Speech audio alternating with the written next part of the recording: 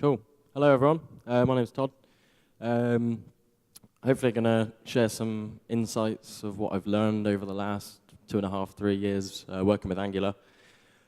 It's been my weapon of choice. I have tried React, so it's good to follow that talk. I won't make any jokes. So today we're going to be looking at the performance parts.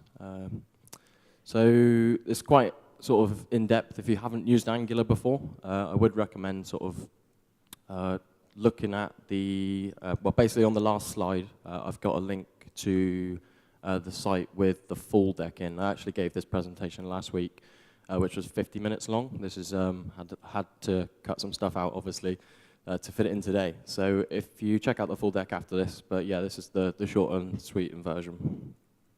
Quick about me, I currently work in England for a company in San Francisco. A lead engineer there. We've got a semi-big AngularJS application. I'm a GDE, so sort of involved in the Google side of things. If you've got any questions afterwards, you can feel free to tweet me at ToddMotto pretty much anywhere. I also write quite a lot of JavaScript articles, especially Angular.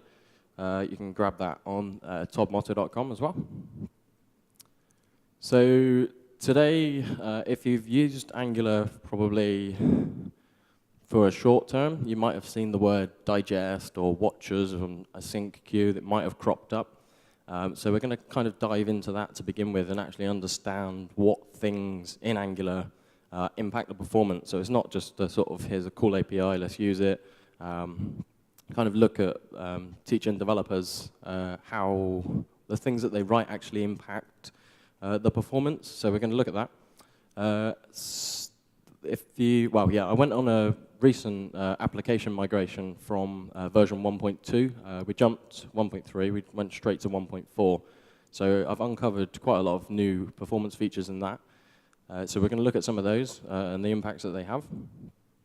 Quick wins, there might be a simple one-liner that you'll just go, wow, yeah, let's integrate that today. Tips and tricks, structure practices, and some advanced techniques. So let's skip to the very happy man, jump in at the generic changes that have happened from 1.2 to 1.3 and above. So first off, who's actually using Angular day to day or has used it recently in applications? Show of hands. So yeah, probably about half of you. Brilliant, cool, you should come and sit at the front. Who out of you lot are actually supporting IE8 in your applications? No one. Perfect. I saw someone point. OK, so from 1.2 to 1.3, they basically dropped all the IE8 support, which was fantastic. That removed a lot of, we'll call it junk, from the source code. These stats were taken from Angular 1.3, so it's around 4.3 times faster to do all the DOM manipulation stuff, 73% less garbage collection, and the digest loop, which is kind of the main thing in Angular, which controls all the dirty check-in, keeps our data in sync. That's now 3.5 times faster. I haven't done any testing against the later versions. They're releasing a 1.5 at the moment. That should be even faster. 78% less garbage in that, and over 400 bug fixes, which is pretty good for just a sort of minor version jump. So let's look at the kind of performance-driven Angular. So it's not just sort of, yeah, here's a cool feature that might speed up your application if you use it correctly. It's actually sort of thinking and sort of investigating an API before you use it and say, am I going to write really bad code if I use this, if I just skip over the docs? We won't go into Angular docs. So yeah, this was a majestic quote that I pretend I came up with. Understand what impacts performance before you code. So like I just said, don't sort of gloss over the documentation. The docs in Angular have been improved tenfold in the last couple of releases. So actually dig into them. They've got loads of live embedded examples. If all else fails, you've got the Angular source code. It's not particularly horrendous to actually look through. The actual source code is fully commented, which is actually what generates the documentation. So you can actually see the code that they're actually talking about if you dive a little bit deeper. Hopefully, you don't feel like whoever this person is. when you think about the digest cycle. So let's look into the fundamentals of what we call the digest loop, watchers. You might have seen $watch. These kind of play together. And the async queue, which I think is 1.3, Angular introduced the eval async. So we'll come to understand those shortly. But first, we have a really boring diagram of a browser. So here's our browser. A browser has an event queue. Let's assume that the user's clicked a button or a change event is fired. We then enter the JavaScript execution context. Angular, obviously being Angular.js, sits inside the JavaScript execution context. Everything that executes inside Angular happens inside this $apply function. So if you've written like a jQuery plugin inside a directive, you've probably called scope apply by yourself. Everything such as an ng-click will happen. Angular will call this for you. What happens then, it calls our function. This might be ng-click equals do something. Do something is then called. We then enter the mystical digest cycle, or the digest loop, which essentially loops over all the bindings in the current view, for example. I like to use a list of emails as like an example to actually kind of illustrate it in your minds as I kind of talk. So if you imagine you've got a page with a search box, that's one binding. You've got 1,000 emails in your inbox. Angular's going to loop all over these when something is changed via the user. If anything's changed that affects these, we're then going to, next slide, we're going to re-render the DOM. So the digest loop might happen once, it might happen twice, it might happen 3 times. Angular will cut you short, throw an error if it's happened 10 times. Otherwise, you're going to spin an infinite loop. So you're going to have probably bad code on your hands. It needs a refactor. Then we go all the way back to the event queue, and then the user might type something else. So there's quite a lot happening in a very short space of time. If you think you've got an input and somebody types hello, you've actually caused a digest once, twice, 3, 4 for each letter in hello. So after all these, I kind of sum them up. So some of them I might talk about with the code examples as we carry on. So the digest triggered by scope apply and the built-in events. We iterate the watchers array. If you console log the scope, when you're actually in development, you can actually see all the watchers, so it's quite interesting. If the model is different from the last calculated value, Angular will execute the listener. We exit the loop, repaint the DOM. The watcher side, so if you've got a controller with scope.something, scope.something, these don't actually get added to the watchers until you're using them in the view. So here we've got an example, view/event bindings, curly braces, and foo. So anything there is dirty checked. What we want to use at the bottom is minimize the use of watchers. When you tend to hit around 2,000, which can be done very, very easily, if you've got 1,000 emails with chunks of repeated code, basically, they're going to duplicate watchers tenfold. You'll start to see UI lag. If people are doing like fuzzy searches in an input box, you're going to see like the UI thread's basically going to block, and you're going to see lag before anything actually changes, which is obviously bad for the user. Cool. So there's something, the async queue, which actually runs first in the digest cycle. So all these async things, they get flushed out to begin with. We'll then carry on with the digest cycle. If something in that digest might call a sync function, we'll go back to the beginning and flush that out. So onto the performance side, with actual things we can do whilst developing in Angular. So someone mentioned earlier they were building a website which had quite a lot of items on. It was an ng repeat. What you can actually use is this track by expression. If you see at the end, you've got track by user.id. Without that, let's assume you have I think it was GOG.com's homepage. So let's say you've got 1,000 items there. If a 1,001 item appeared, what Angular would do was destroy the entire DOM collection and then repaint 1,001 items, which is really, really bad for performance. So what we can do is use this track by expression, user.id. What it does is associates everything inside the user object will have like a unique ID, we'll assume, at the end. When that 1001 item comes in, Angular knows it's not going to destroy the entire DOM, it's just going to inject that one item. So that's a massive performance improvement. And there was a bit of a debate about the whole React so much faster thing. If you use trackby, you're looking at very similar speeds to React. So keep that in mind.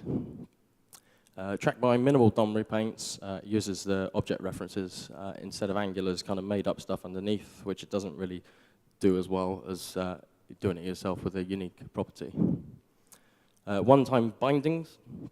These are superb. These came in 1.3. So you can see it's quite easy to use. You've got : VM.name. What this essentially does, when VM.name, so it could be Todd, when that becomes available, it's not undefined anymore. Angular will say, yeah, we've rendered it. We'll go back in. It basically returns a closure. The closure gets called, and then we unbind it from the expression. So it's like a static render, like a one-time thing. If you've got like an emails inbox and you want to render the name inbox at the top, if you don't want to hard code it, you might support different languages, for example. So you one-time bind it, it's going to remove it from your watchers. You're going to get that digest loop a lot faster. These are just some examples how to use it inside an ng repeat with ng class. So it's like a one-time render thing. That's pretty much summed up there. If you look at the fifth point, one time, not one way, a lot of people have tweeted me saying, oh, well, how do Angular one-way bindings work? And it's important to know the difference. It's one-time binding, not a one-way, so it's not like a one-way downwards flow. It will actually render it, and then it basically is dead to Angular. NGModelOptions. So one of the coolest things about Angular is the whole form validation, how they create all these things for us to keep track of. So NGModelOptions is pretty new. I think it was 1.3 again. So here, I mentioned earlier that we might have an input box. We type some letters in, and it's going to digest, it's going to digest, it digests, and we're just wasting resources if we don't actually need to do anything. What we can specify here is we want to actually update the model on the default event, which is just a user typing, or a blur event. And the special part here, you can see the debounce at the bottom. So every 250 milliseconds, which is what the 250 corresponds to, we're then going to go and update the Angular model. It's going to force a digest, and we're going to save a load of UI resources. The blur event is going to execute immediately, 0 milliseconds. We've also got this quite a nice method called I don't know why I'm reading it there, I can't read it, rollback view value. So what Angular does during this kind of wait period is it keeps track of the changes. So if someone's making a change to their username and you say, no, we're not going to change it to that because it's a stupid username, we can call rollback view value. It's a bit of a mouthful. It looks like Java. And then what it basically undo all the changes in the input for you, and you get the immediate feedback. Fine-tune how the model updates are done. We can define all the event types ourselves. Add in the debounce is a massive performance increase, especially if you're dealing with like an array. If you're doing an ng repeat and you're searching for that, you could debounce it somewhat. Cool. Bit of a boring one, this one. NGShow and NGIF. It looks quite boring, but they're actually quite different and powerful in different ways. The easiest way to explain these comes back to this whole watchers thing. So we want to try and minimize the watchers, keep Angular quick. If we use NGIF, what it'll actually do, Angular will destroy the DOM node. If we need it back, it'll then inject it and reconstruct it. This might not be good for something like navigation that is being used really frequently, whereas NGShow might be. The difference with NGShow, there is obviously the NGhide sort of brother, whichever. So yeah, if we use an NGShow, the value is false. Angular is going to add a class name. What it's going to do is hide that. We've got an ng repeat inside with, let's say, 500 watchers. All that Angular's done is added a class. It's hidden, so it's in the DOM still, which means it's still being looped over in the digest, which is just a complete waste of resources. Nice bullet points on that. I won't go over those again because we pretty much nailed those. Got 15 minutes left. Try and crank this all in. Yeah, this was quite an interesting find, actually. I came across this a few months ago. There's a performance test. The link's on the next slide. So I've actually started using NGbind instead of the handlebar syntax. Obviously got handlebars at the top, VM, VM.username. So, and then you've got the p tag underneath, NGbind equals VM.username. They're much the same. They do exactly the same thing. Difference is Angular has to do some extra parsing on the first item. It needs to do like a regular expression check. It will get rid of the white spaces either side of that. Whereas with NGbind, the process is actually a little bit simpler. The performance benefit of using this comes down to the perf example at the bottom. So it says, welcome NGbind to Facebook. That might say, welcome Todd to Facebook. At this point, you've got NGbind, which is just one element. There's one thing that Angular is keeping track of. If you were going to use the handlebars, what Angular has to do is keep track of that entire string. So it's going to find welcome Todd to Facebook. If something's changed, it's going to have to replace the entire text node, which is just a waste of time again. So we can be smarter. We can use NGbind, put it in the right places. The third point, well, yeah, actually, if you check out the ngperf, it's got a lot of tests and stuff. I didn't want to include them in here because nobody likes looking at tiny numbers in the DevTools console. So NGCloak as well, it lessens the need for NGCloak, which is kind of what we'd use if our application's rendering, and you might have seen the curly braces happening.